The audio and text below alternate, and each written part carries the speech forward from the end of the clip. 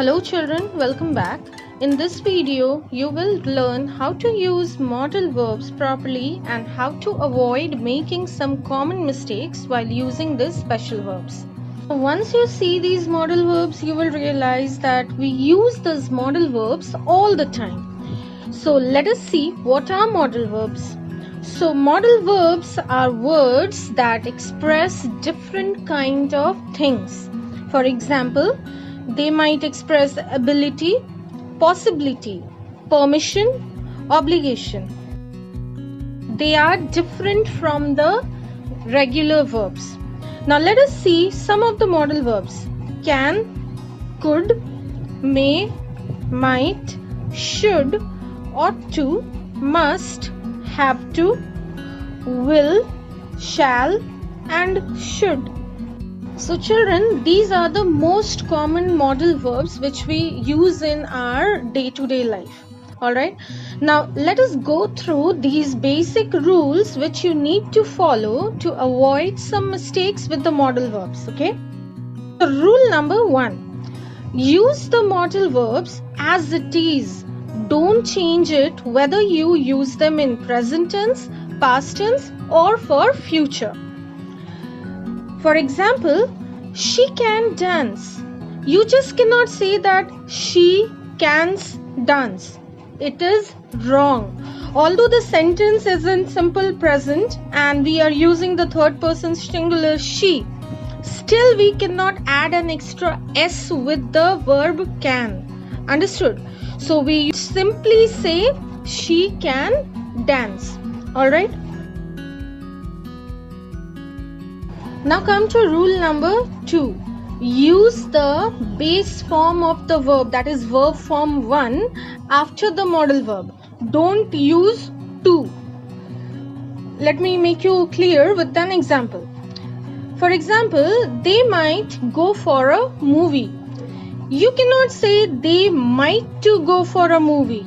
This sentence is wrong because you cannot use to after the modal verb might, as per the rule number 2. I hope you understand this.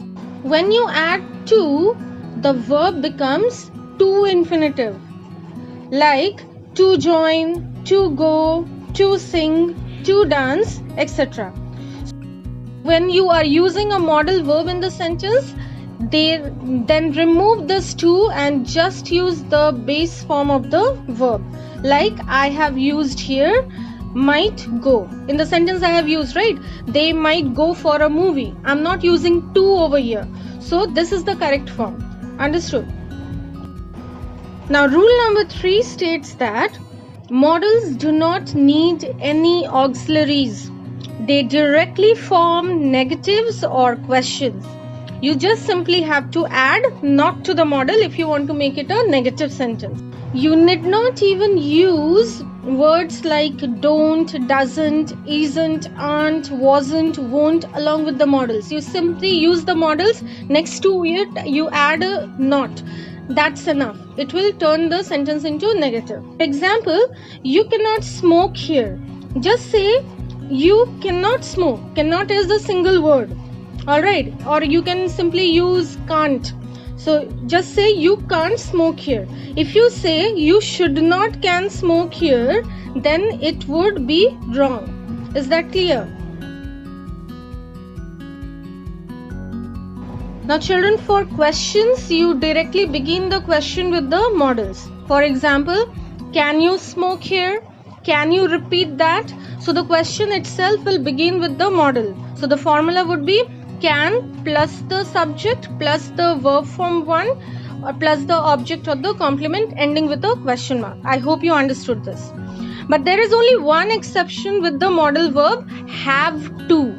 In this, if you want to make negative, you need to say you don't have to do this.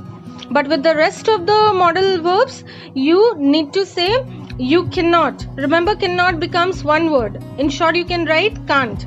So you cannot, you could not, he may not, he might not, I should not, or I ought not to, she must not.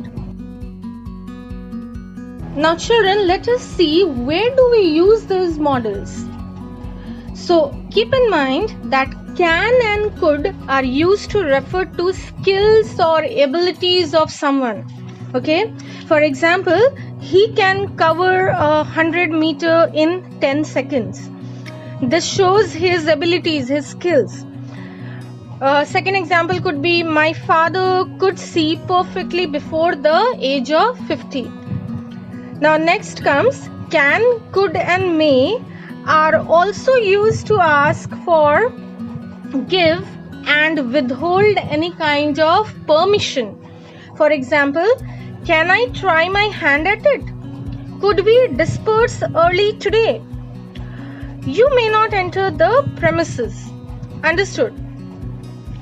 Now we must use must, the modal verb must, to indicate that something is necessary or of extreme importance. And the modal verb should is used to suggest that something is advisable. For example, you must do your homework. You should say sorry. Alright? Next, we have will and would. Now these two modals are used to refer to habits and inclinations. For example, I will never refuse to do anything. He would never commit such a mistake. So children, that's all about modals in this video. I hope you understood the lesson well. If you have any doubts or queries, you may leave them in the comment section and I would address them later on. Thanks for watching.